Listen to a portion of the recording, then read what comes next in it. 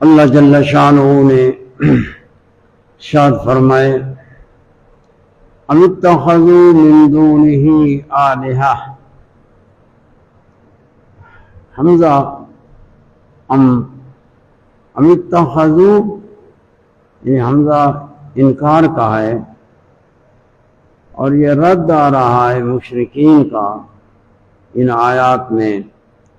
اس سے پہلے اللہ تعالیٰ نے اپنی وحدانیت کی اور اپنی توحید کی دلیل عقلی ذکر ارشاد فرمائی، دلیل عقلی، لو کان فیہما آلہۃ الا اللہ لفسدتا، یہ فرمایا۔ پھر آگے فرمایا ام اتخذوا من دونہ آلہہ، بطریق انکار، یہ اللہ تعالیٰ نے مشرکین پر رد فرمایا اور ان کے اس طریقے پر انکار فرمایا۔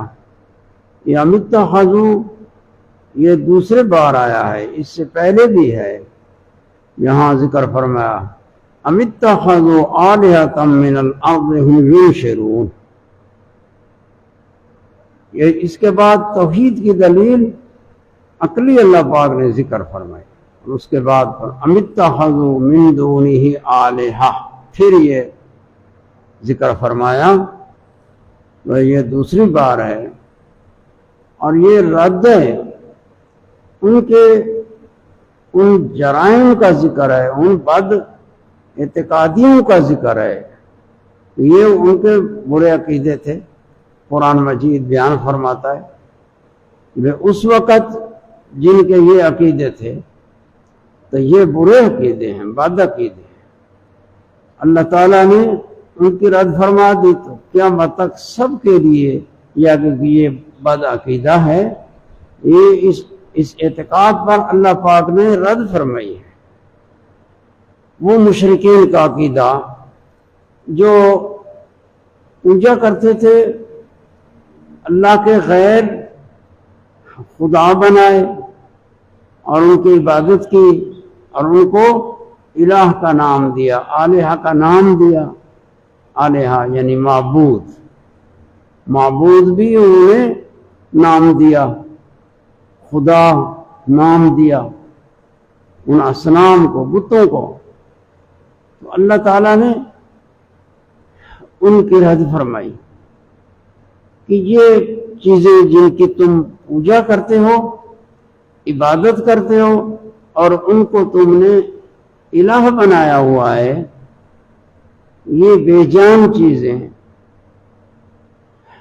ان میں الوہیت کے خواص خاصے نہیں، الوہیت کے خواص سے ہے خلق، اللہ تعالیٰ پیدا کرتا ہے، یہ اللہ تعالیٰ کی الوہیت کا خاصہ ہے۔ یا اللہ تعالیٰ نے پھر موت دیتا ہے، زندہ کرتا ہے، موت دیتا ہے، موت کے بعد پھر زندہ کرے گا اور نیکوکار بندوں کو جزا عطا فرمائے گا، جنت، یہ ثواب۔ تو فرمایا ہم ینشرون، انشار ہے کہ مردوں کو زندہ کر کے اٹھانا، یہ مردوں کو زندہ کر کے اٹھانا یہ اللہ تعالیٰ کی الوہیت کے خواص سے ہے، یہ اس کا خاصہ ہے، اور میں کسی اللہ کے غیر میں نہیں ہے، لہذا ان میں الوہیت نہیں، الوہیت کے خواص نہیں، تو وہ عبادت کے لائق نہیں ہے۔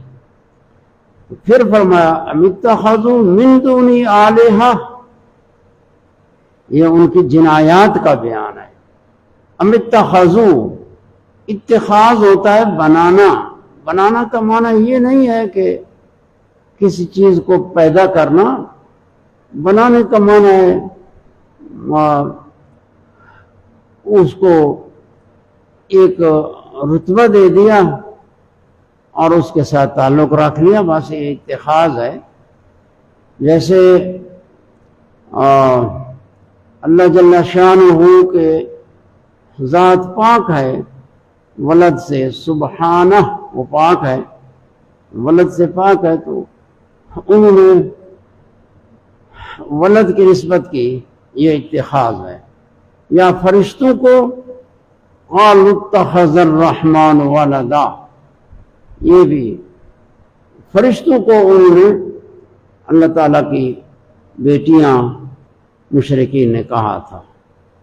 یہ اس دور کے مشرکین جب قرآن مجید نازل ہوا، اور یہ قیامت تک سب کے لیے اگر کسی کا وہی عقیدہ ہو تو اس عقیدے کی اللہ تعالیٰ نے رد فرمائی ہے اور اپنی وحدانیت اور اپنی شان بیان فرمائی کہ اور کسی شے میں ایسے خواص نہیں ہیں جو اللہ تعالیٰ کے خواص ہیں، خاصے ہیں۔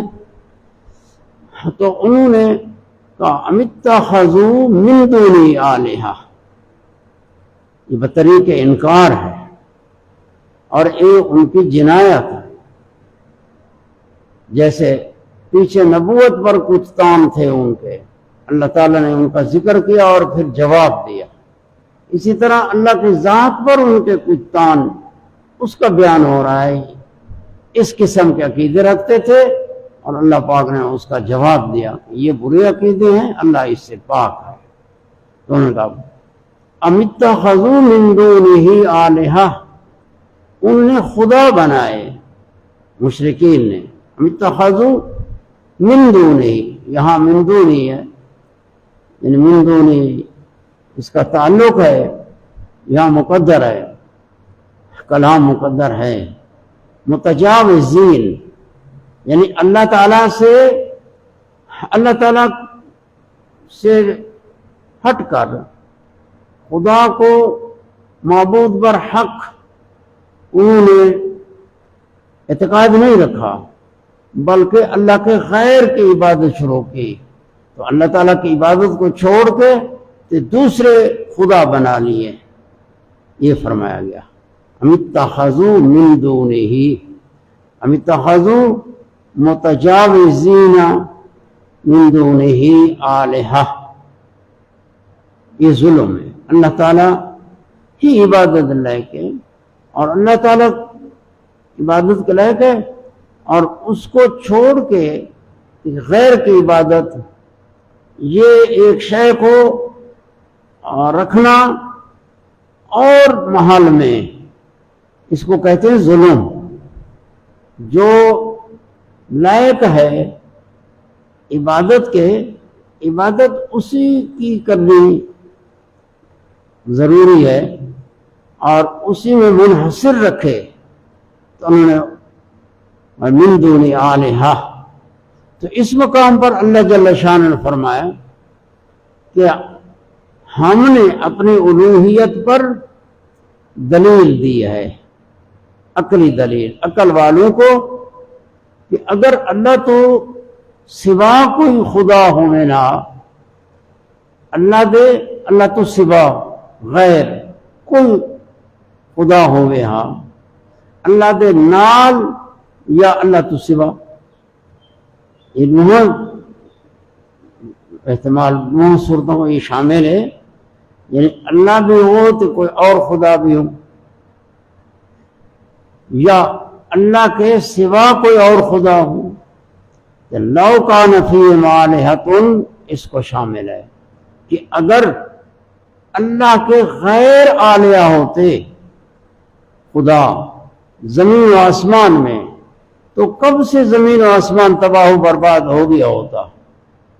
یہ دلیل ہے، تباہ و برباد تو نہیں ہے، لفسدتا، فساد تو نہیں ہے، منظم نظام حسین چل رہا ہے، تو لہذا ایک خدا کے سوا دوسرا خدا نہیں ہے۔ یہ اس کی توحید کی دلیل ہے، عقلی دلیل۔ عقل والے ہی تفکر کرتے ہیں اور عقل سے کام لیتے ہیں۔ جس طرح بندہ دنیاوی معاملات میں اپنی عقل کو اور فکر کو انہوں میں بند رکھتا ہے، اپنے معاملات میں سوچتا رہتا ہے اور راہ پاتا ہے، وہ تو دنیاوی کاروبار ہیں جن میں بندہ اپنی سوچ بچار فکر نظر کرتا ہے اور فہم کرتا ہے، اپنے نفع کو ادراک کرتا ہے اور نقصان کو بھی، تو نفع کو اختیار کرتا ہے، نقصان سے بچتا ہے۔ تو اللہ تعالیٰ کی توحید، اس پر بھی جو اللہ تعالیٰ نے دلائل دیے ہیں عقل والوں کو، وہ عقلی دلائل دیے ہیں کہ عقل تو ہر ایک کے پاس ہے، لیکن تدبر کوئی نہ کرے تو یہ اس کا کام ہے۔ باقی اللہ تعالیٰ نے اپنی ذات کے توحید کے دلائل وہ ایسے روشن قائم فرمایا ہے کہ تھوڑا جو تأمل کرے تو جان لے گا کہ اللہ ہی عبادت کے لائق ہے اور کوئی نہیں۔ صرف قرآن مجید کا خطاب صرف مسلمانوں کو تو نہیں ہے، یہ تو ساری مخلوق کو ہے، لہذا قرآن کی توحید کے دلائل بھی ساری مخلوق کے لیے ہیں۔ اگر بیان کیے جائیں تو تمہیں سمجھ نہ آئے تو یہ تمہاری سمجھ کا قصور ہوگا، لیکن یہ صرف تمہارے لیے نہیں ہے۔ بھئی ایسا تو خدا دی عبادت کرنے مننے ہے، ساکو تو دلیل دیوان دی لوڑ ہی نہیں، یہ اللہ دا کلام ہے اور سب مخلوق کے لیے ہے۔ تو فرمایا قل، اے میرے پیارے محبوب تم انہیں فرما دیں، ہاتھو برہانکم، تسے دلیل دینا ہو، برہان یعنی تسے دعوے دار ہو جو اللہ تو سوا عبادت اللہ اصنام بت یا کوئی چیز جس کو خدا بنایا اور معبود سمجھا اور اس کی عبادت کی مشرکین نے، تو اللہ نے فرمایا تم اپنے دعوے پر دلیل لے آؤ، یعنی کوئی عقلی یا کوئی نقلی۔ یہ تو رب ہے، جو اللہ تعالیٰ نے فرمایا رب کی توحید اور اس کی الوہیت اور استحقاق عبادت کہ یہ اسی کا حق ہے، اس پر اللہ نے دلیل دی ہے مخلوق کو۔ اللہ فرماتا ہے جو یہ بات نہیں مانتا، اللہ کا شریک ٹھہراتا ہے دوسری چیزوں کو، تو پھر وہ دعوے دار ہے، تو دلیل دے۔ قل ہاتو برہانکم، برہان کا ذکر فرما، یہ بطریق تحکم ہے، ایک چیز ہے بطریق، ان کے پاس برہان تا نہیں ہے۔ برہان تو وہ ہوتی ہے جو یقین کا نتیجہ دے، اس کے مقدمات بھی یقینی، نتیجہ بھی یقین کا، اس کو برہان کہتے ہیں۔ اللہ فرماتے ہیں ان سے کہو کہ تم برہان لے آؤ، تو ان کے پاس برہان تو ہے ہی نہیں، تو یہ اسقاط ہے خصم کا، خصم کو بالکل خاموش کرنا ہے کہ جب وہ سوچ کرے گا تو اس کے پاس برہان تو ہے نہیں، تو یا حق کی طرف آئے گا تو یا بالکل خاموش ہو جائے گا۔ اس مقام پر اللہ تعالیٰ نے پہلے دلیل دی، اب ان مشرکین کو اسقاط اور الزام دیا ہے اور ساکت کیا ہے۔ ایک فن مناظرہ ہے، فن مناظرہ میں اس طرح ہوتا ہے کہ دلیل دے کے پھر جو مقابل ہوتا ہے اس سے، بھئی میں نے تو اپنا مدعا دلائل سے ثابت کیا، کہ تو ان کو نہیں مانتا تو پھر تو دلیل دے، کیا تیرے پاس ہے؟ تو اللہ تعالیٰ فرماتا قل ہاتو برہانکم، تم برہان لے آؤ۔ برہان تو ان کے پاس نہیں ہے، تو ان کو یہ تعجیز ہے، ان کو عاجز کرنا ہے اور بالکل خاموش کرانا ہے، اور نام برہان کا دیا، یہ ان کے ساتھ ایک تحکم ہے۔ تحکم ہوتا ہے یعنی ان کو تحقیر کرنا ان کی، اور استہزاء ان پر کہ برہان علیہم، او برہان گھنو۔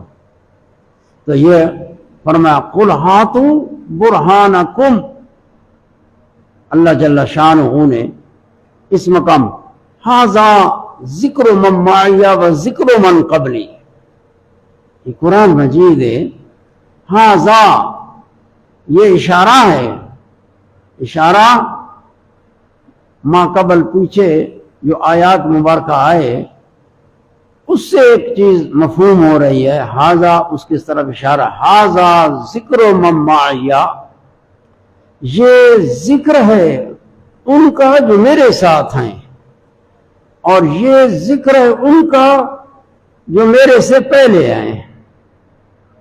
ھذا وہ کیا چیز ہے؟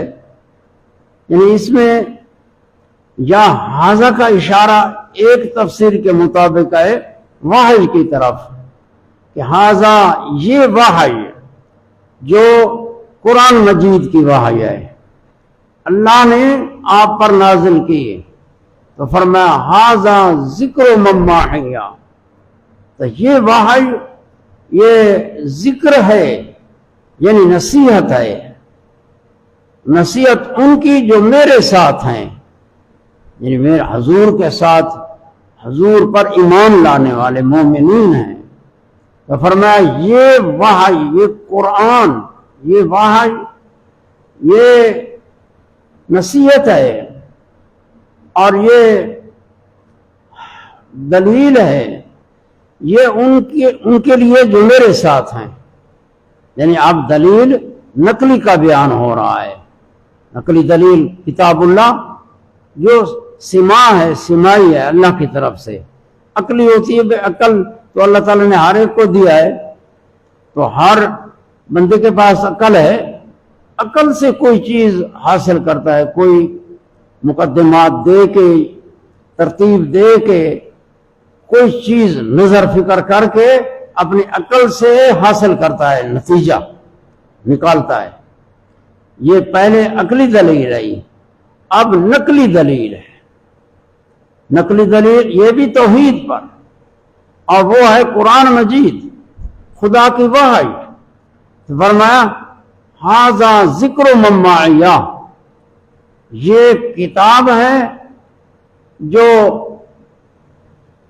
ان پر نازل ہوئی ہے جو میرے ساتھ ہیں، یعنی حضور کریم ذکر من معی و ذکر من قبلی، اور یہ ذکر میرے سے جو پہلے ہیں، نبی پاک صلی اللہ علیہ وسلم سے پہلے جو کتب سماویہ، تورات، انجیل، زبور اور صحف، صحیفے جو اللہ تعالیٰ کے نبیوں پر نازل ہوئے، یہ آسمانی کتابیں ہیں۔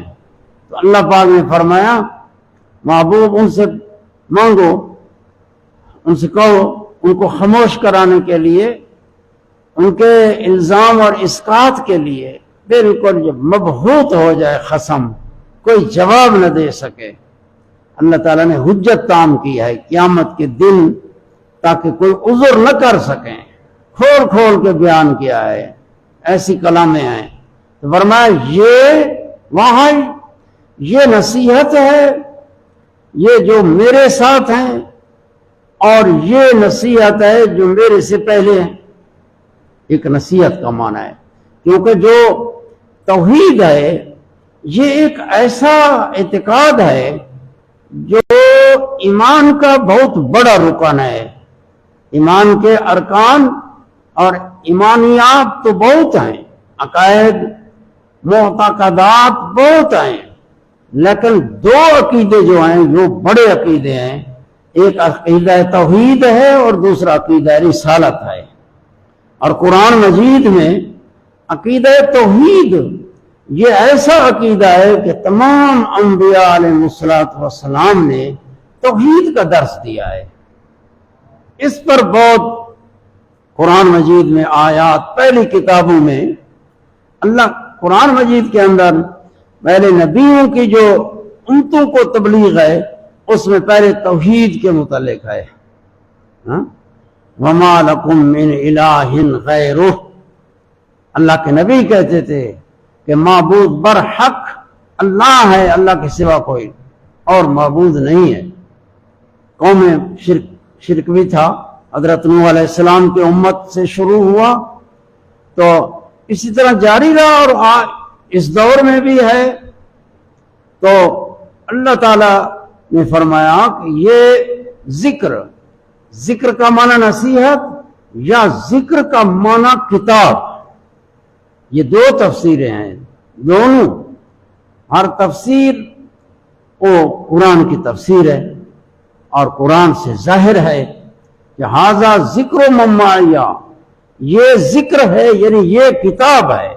پھر یہ اشارہ قرآن مجید کی طرف ہے، یہ کتاب ہے جو میرے ساتھ ہیں، یعنی حضور کریم صلی اللہ علیہ وسلم کی امت، جو آپ پر کتاب نازل ہوئی، آپ کے واسطے سے ساری امت پر یہ کتاب نازل ہوئی ہے۔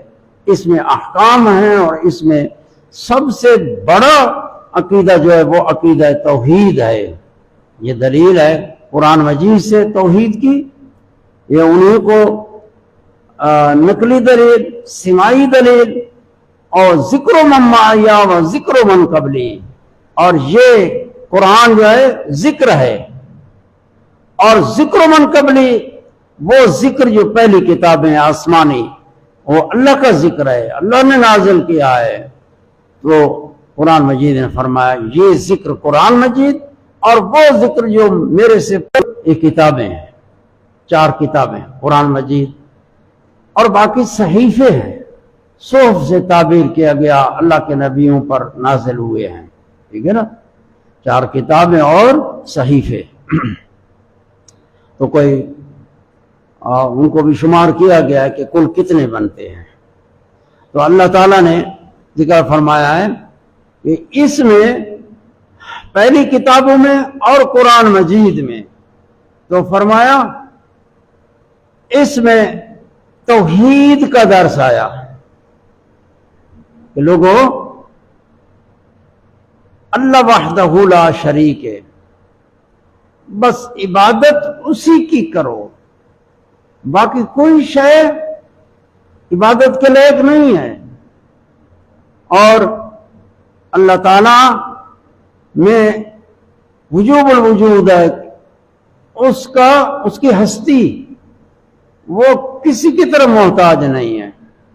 یعنی اللہ تعالیٰ کا اسم شریف، اس کا معنی ہے اللہ، اس کا معنی ہے کہ وہ ذات ہے، وہ بے مثل بے مثال ہے، واجب الوجود ہے، واجب لفظ یہ آنند واجب الوجود، یہ اعتقاد رکھنا ہے اللہ تعالیٰ موجود ہے، اللہ موجود ہے۔ اللہ تمہارے سوا جو موجود ہیں ان کا وجود اور ہستی اور اللہ تعالیٰ موجود ہے فرق۔ اللہ تعالیٰ موجود ہے وہ واجب الوجود ہے، اور باقی جو موجودات ہیں یہ واجب الوجود نہیں ہیں، یہ ممکن الوجود ہیں۔ ان کا وجود اور ہستی اور نیستی دونوں برابر ہیں۔ اللہ تعالیٰ نیستی سے پاک ہے، یہ وجوب الوجود ہے کہ فرمایا یہ کتب سماویہ یہ رب کی توحید میں نازل ہوئی ہیں، اور سب رسل انبیاء سب کتابوں نے توحید کا درس دیا۔ تو یہ دلیل آ گئی کہ جو آسمانی وحی ہے وہ توحید کا درس دیتی ہے، جو عقلی دلیل ہے عقلی دلیل بھی توحید کا درس دیتی ہے۔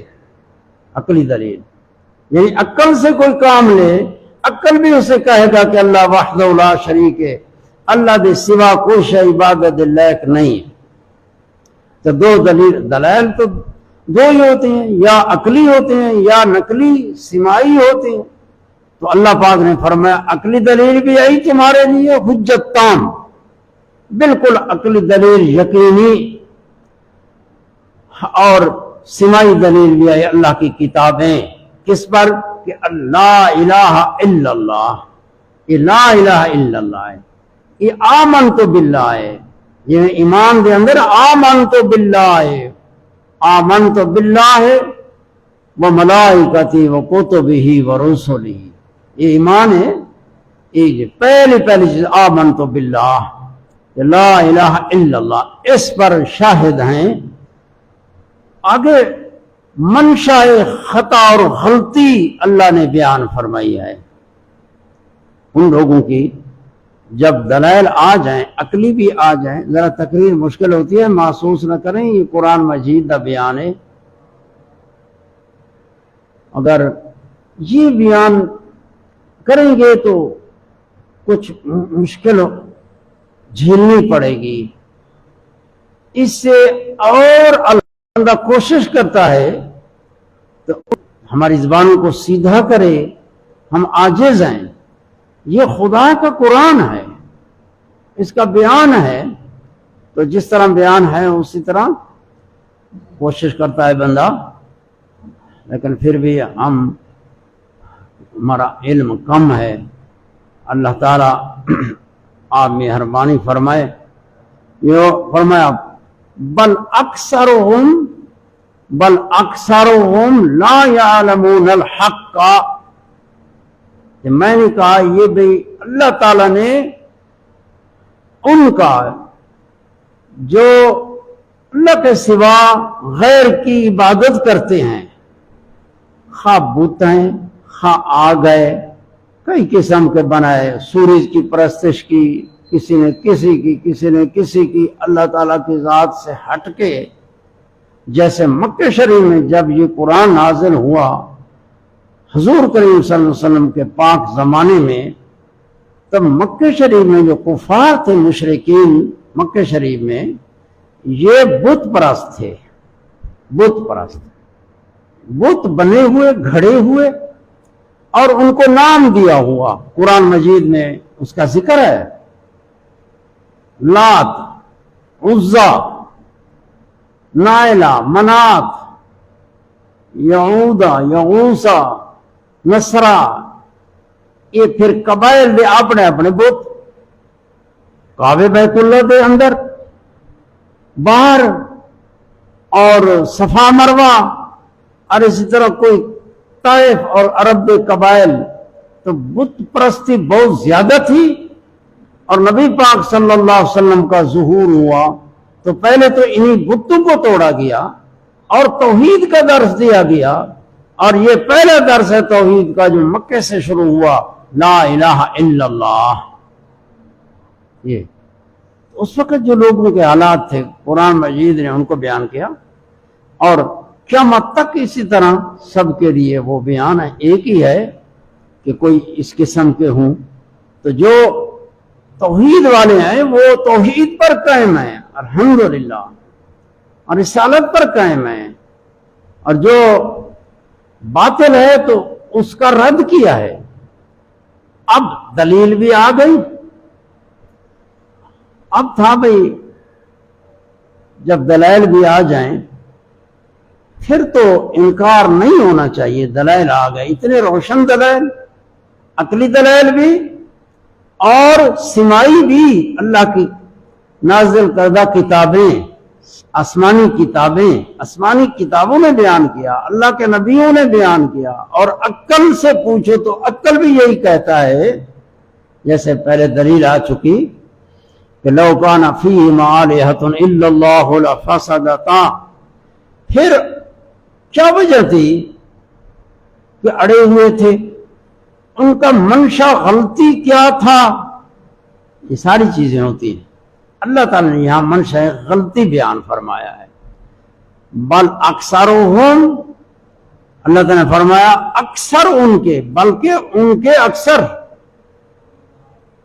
یعنی مشرکین کے اکثر، لا یعلمون الحق، یہ حق کو نہیں جانتے۔ اللہ تعالیٰ نے ان کے علم کی نفی کی۔ یہ وجہ ہے کہ حق اور باطل میں انہیں پہچان نہیں ہے کہ حق کیا ہے کہ باطل کیا ہے۔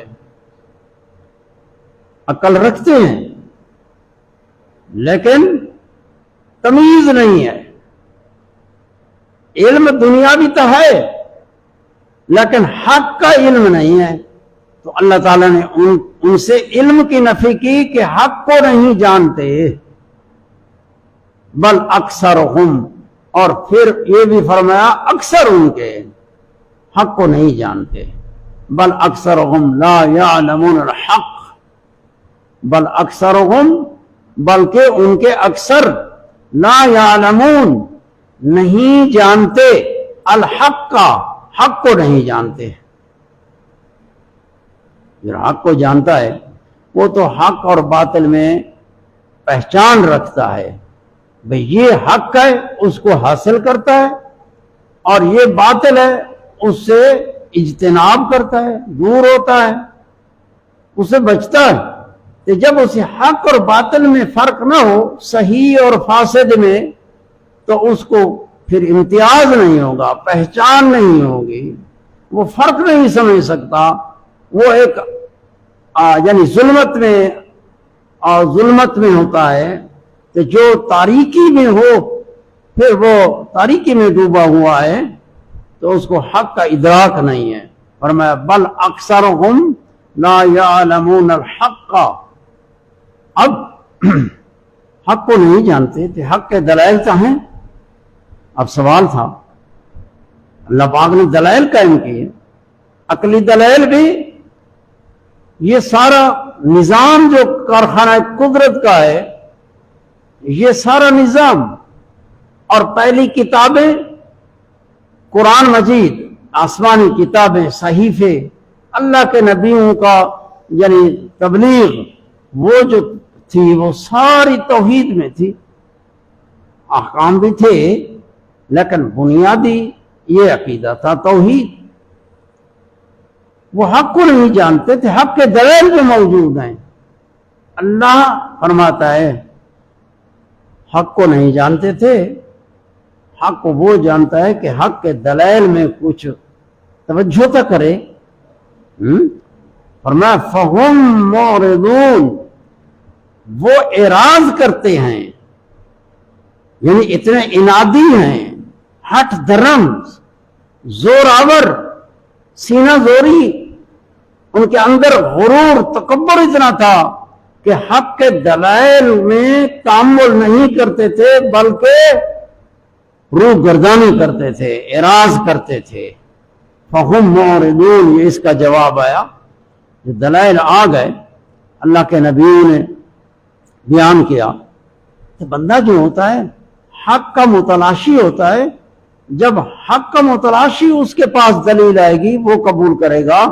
یہ وہ لوگ تھے جو حق کے متلاشی ہی نہیں تھے، حقائق حق کے جو دلائل تھے دلائل سے اعراض کرتے تھے۔ فہم معرضون، اعراض ہوتا ہے دلائل سے منہ پھیر لینا۔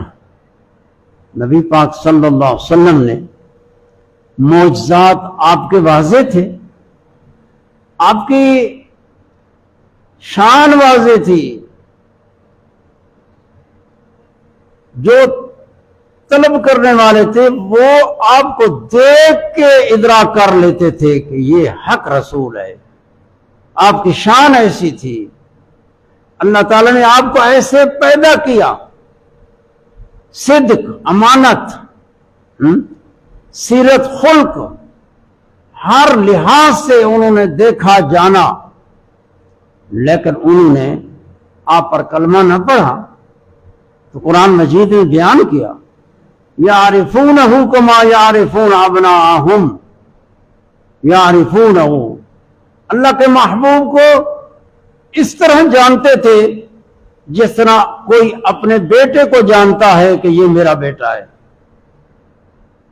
یعنی بیٹا، باپ اپنے بیٹے کو جانتا ہے، کبھی اس کو شک نہیں ہوتا کہ میرا بیٹا ہے کہ پتہ نہیں کون ہے۔ واضح بات ہے نا، محسوس دیکھی بھالی بات ہے کہ بیٹا باپ کو معلوم ہوتا ہے۔ تو حضور کریم صلی اللہ علیہ وسلم کی حقانیت اور رسالت، آپ کی شان ایسی تھی کہ دشمن بھی مانتے تھے، ماننا یعنی کہتے تھے، پہچانتے تھے، لیکن حسد رکھتے تھے۔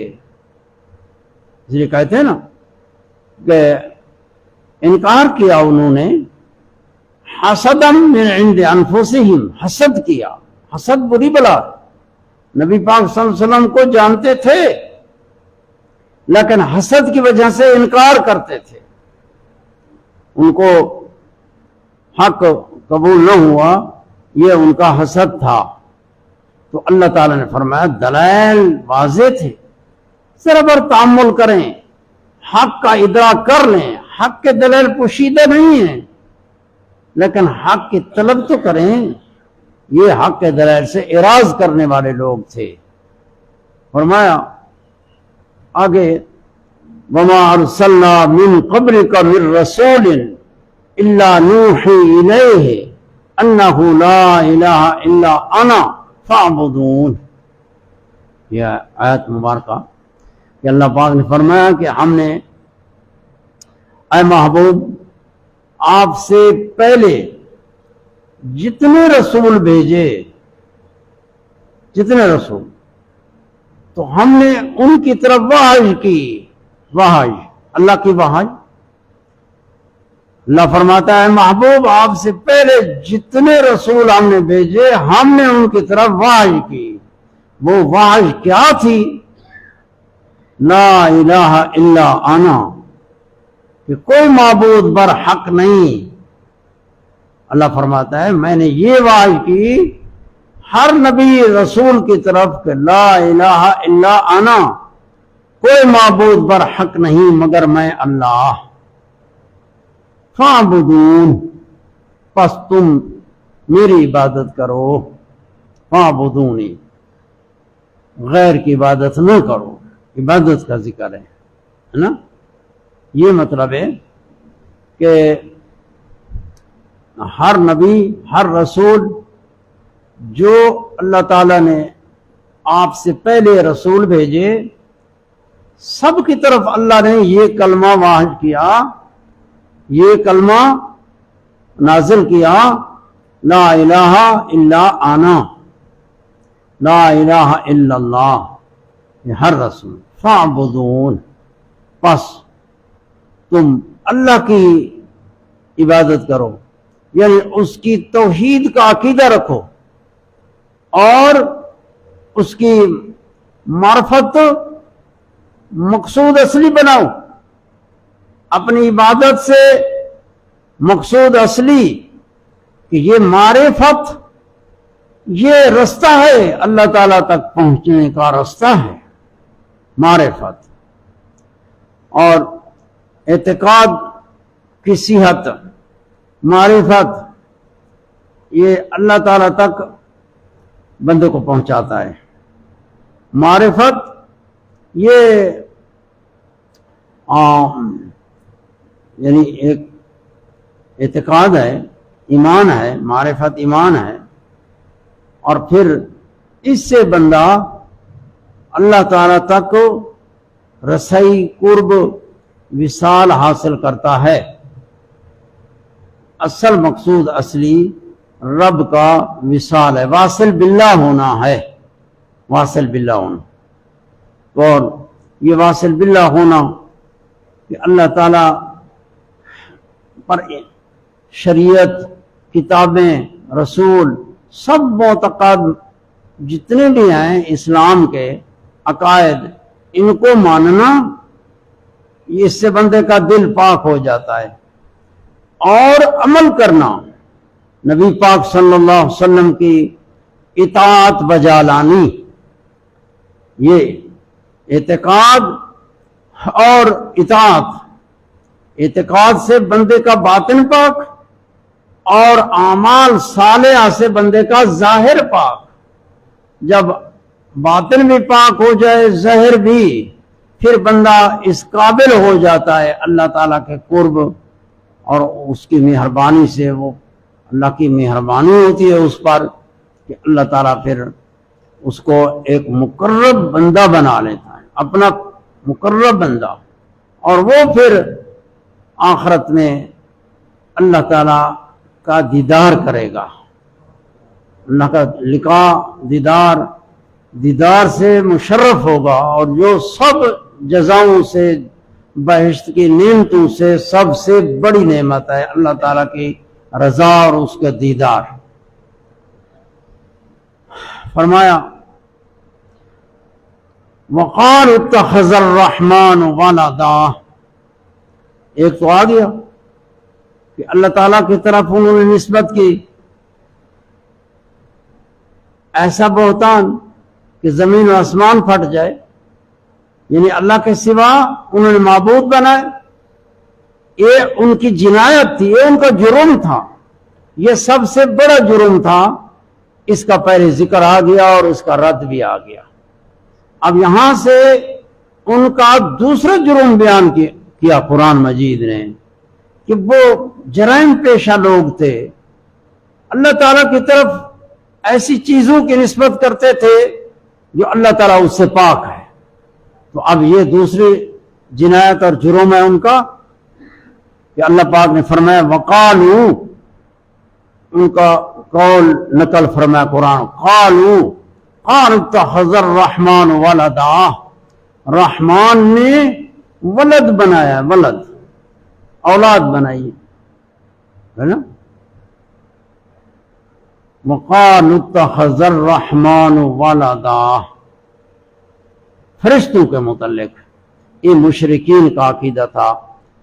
اس وقت جو مشرکین تھے ان کا یہ عقیدہ تھا کہ فرشتے اللہ تعالیٰ کی بیٹیاں ہیں، بیٹیوں کی نسبت کی اللہ کی طرف، جس طرح یہود اور نصارہ نے بھی یہ نسبتیں کی۔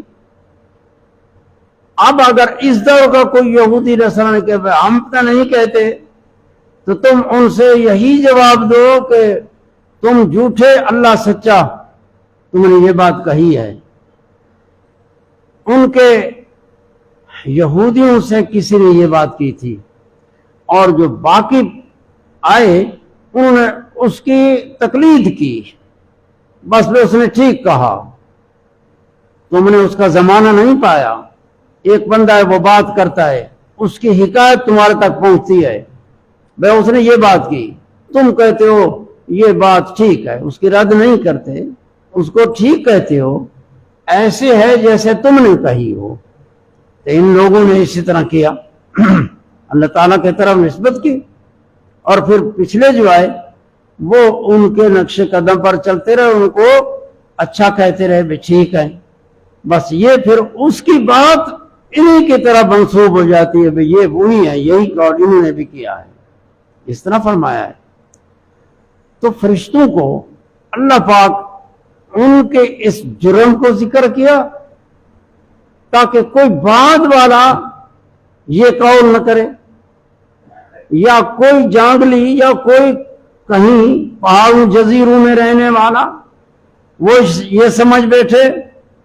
تو اللہ کا قرآن فرماتا ہے سبحانہ، اللہ پاک ہے، اس سے پاک ہے، اس نسبت جو نسبت انہوں نے کی اللہ اس سے پاک ہے۔ آگے فرمایا ہے بل عباد مکرمون، یہ جو طالب علم ہوتے ہیں نا رات کو مطالعہ کرتے ہیں، گھر چھوڑا ہوا ہے، ان کا مقصد ہوتا ہے کہ ہم علم حاصل کریں، یہ رات کو مطالعہ کرتے ہیں، استاد بھی مطالعہ کرتا ہے، پھر پڑھتے ہیں، پھر کچھ وقت گزرتا ہے تو شاگردوں کی استاد کے ساتھ مناسبت پیدا ہو جاتی ہے، پھر اس مناسبت سے استاد کی بات سمجھنے شروع ہو جاتے ہیں، پھر آہستہ آہستہ وہ زیادہ سمجھ آ جاتی ہے۔ تو ہماری عوام کی درس دینے والے کے ساتھ مناسبت نہیں ہے، نہ مطالعہ، نہ مناسبت، نہ طلب، یہ تو صحیح میں جھڑیں دے بیٹھے ہیں توڑ ہوتے جی میں آ کے ایک سارا اپنا فریضہ سمجھ کے یہ قرآن مجید ہے اس کو بیان کیا جائے، لیکن آگے سمجھنے والے سمجھے، تو جو طالب علم ہوتے ہیں وہ تو گھر چھوڑا ہوا ہوتا ہے، اے دنیا دارو، اے دکاندارو، یہ طالب علم تمہارے سے صحت میں کم نہیں ہے، ہنر میں بھی کم نہیں ہے، عقل میں بھی کم نہیں ہے، حسن میں بھی کم نہیں ہے، یہ تمہارے سے اچھے کام تمہارے سے زیادہ کر سکتے ہیں، لیکن انہوں نے یہ کاروبار چھوڑے، یہ دن کی سارا دن رات قرآن کے لیے، قرآن سمجھنے کے لیے، حدیث سمجھنے کے لیے وقف کیا ہے۔ ایک آدمی ہے، نہ اس نے علم حاصل کیا، نہ اس کو اس تحصیل علم میں جو وقت مشکلات آتی ہیں نہ اس کو پتا، وہ دور سے بیٹھا اس طرح باتیں کرے، یہ مناسب نہیں ہے، علماء پر بات کرنا مناسب نہیں ہے۔ تو آج کل یہ تماشا بنا ہوا ہے، تو علماء پر جلدی بات کرتے ہیں، یہ بابو محنت کر کر کے بہت کچھ قربانیاں دے کے کوئی اس مقام پر پہنچتا ہے، آسان کام نہیں ہے۔ تو آپ سمجھنے کی کوشش کریں۔ اللہ فرماتے بل عباد مکرمون، بلکہ عباد عبد کی جمع ہے، عبد بندہ۔ انہوں نے تو کہا فرشتوں کے متعلق کہ بیٹیاں ہیں، اللہ کی بیٹیاں، اللہ پاک نے ان کی رد کیا، فرمایا سبحانہ، اللہ پاک ہے اسے، یہ بہتان نہ باندھو، اللہ ان چیزوں سے پاک ہے۔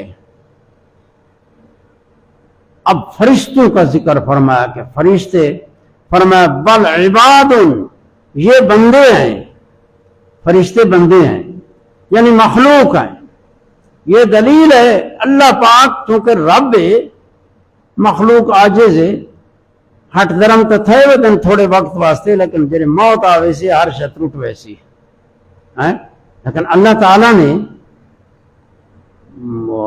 بندوں کی تعلیم دلائل بیان کیے واضح کر کے، تو فرمایا عباد، یہ بندے ہیں، ہم عباد، یہ فرشتے اللہ کے بندے ہیں۔ اب فرشتوں میں عبودیت ہے، رب میں خالقیت مالکیت ہے، مالکیت اور مملوکیت، اور جو اولاد ہوتی ہے وہ مملوک نہیں ہوتی، یہ مملوک ہیں، اللہ کے بندے ہیں۔ بندے جو اللہ کے بندے ہیں وہ اللہ کی مخلوق ہیں، اللہ نے انہیں پیدا کیا ہے، وہ اللہ کے اولاد نہیں ہیں، وہ اللہ اولاد سے پاک ہے۔ یہ اولادیں تمہاری ہوتی ہیں، اللہ مستغنی ذات ہے، اس بے نیاز ہے اور پاک ہے ان چیزوں سے۔ یہ عیوب ہیں، یہ ہمارے لیے ہیں کہ ہمارے اولادیں ہوتی ہیں، نسب چلتا ہے، ہم محتاج ہیں، پھر اولادیں آ جاتی ہیں ہمارے ساتھ تعاون کرتی ہیں۔ اللہ خالق ہے، اس کو کسی شے کی پرواہ نہیں ہے، وہ چاہے تو تمہارے جیسے تمہیں فنا کر دے اور مخلوق پیدا کر دے۔ قرآن مجید میں ذکر آیا اگر میں چاہوں تو تم سب کو ہلاک کر کے اور نئی مخلوق لے آؤں، اس کو کوئی پرواہ؟ کن فیکون نال امر کن نال سب کچھ پیدا کرے۔ تو فرمایا یہ بندے ہیں عباد، اور عباد بھی مکرمون، مکرمون کا معنی عزت والے، بندے عزت والے، فرشتے معصوم، مقرب، مشرف، شرافت والے، فضیلت والے بندے ہیں۔ جتنے اللہ تعالیٰ کی یہ فرشتے معصوم مخلوق ہیں، عباد مکرمون، اس سے ان کی معصومیت پتہ چلی۔ فرشتے اللہ تعالیٰ کی مخلوق ہیں، اس کے عبید ہیں، عباد ہیں اور معصوم مخلوق ہیں۔ اللہ پاک نے ان کی شان بیان کی۔ آگے فرمایا کہ لا یسبقونہ بالقول، اللہ تعالیٰ سے کلام میں سبقت نہیں کرتے، پہل نہیں کرتے۔ اولاد جو ہوتی ہے باپ بیٹا، تو بیٹے باپ سے پہلے بول لیتے ہیں اور اس کے حکم کے بغیر بھی عمل کرتے رہتے ہیں، لیکن فرشتے ایسی معصوم مخلوق ہیں، اللہ فرماتے ہیں یہ بندے ہیں اور مقرب مشرف عباد ہیں، یہ بات ہی نہیں کرتے، اللہ تعالیٰ کے حکم کے بغیر بات ہی نہیں کرتے فرشتے، یعنی بات تب کرتے ہیں کہ اللہ کا حکم ہوتا ہے بولو، اللہ کا حکم ہوتا ہے کہ بولو تو اللہ کے حکم سے بولتے ہیں۔ وَهُمْ بِأَمْرِهِ يَعْمَلُونَ، اور اللہ کا حکم ہوتا ہے تو عمل کرتے ہیں، اللہ کے حکم کے بغیر نہ بولتے ہیں، نہ کلام کرتے ہیں، نہ کوئی عمل کرتے ہیں۔ جو فعل کرتے ہیں، کلام کرتے ہیں، یہ اللہ کے امر سے کرتے ہیں۔ اتنے اطاعت گزار بندے ہیں، معصوم مخلوق۔ اس آیت مبارکہ سے ان کی معصومیت پتہ چلتی ہے کہ معصوم مخلوق ہے۔ اللہ تعالی ہمیں سمجھنے کی، عمل کی توفیق عطا فرمائے۔ بس اتنے تک کافی ہے، ٹائم برابر ہو گئے، من کے سنتا پڑھسوں اللہ تعالیٰ خیر کرے، اللہ عمل دی توفیق دے، اور جلدی عمل دی کوشش کی تھی کرو، جو کریں بندے رہ ویندن، ٹائم تو تھی ویندے، تو لوگ آدھن بھئی ٹائم کو اگو تے تھی ویندن، لہذا ہوں ٹائم تے ویسوں، کریں بندہ پہلے ٹائم کو پہلے نہیں ہوتا، لیکن عادتاً جو رہے اوپر پہلے ہوں دے۔ اللہ تعالیٰ سمجھنے کی توفیق عطا فرمائے۔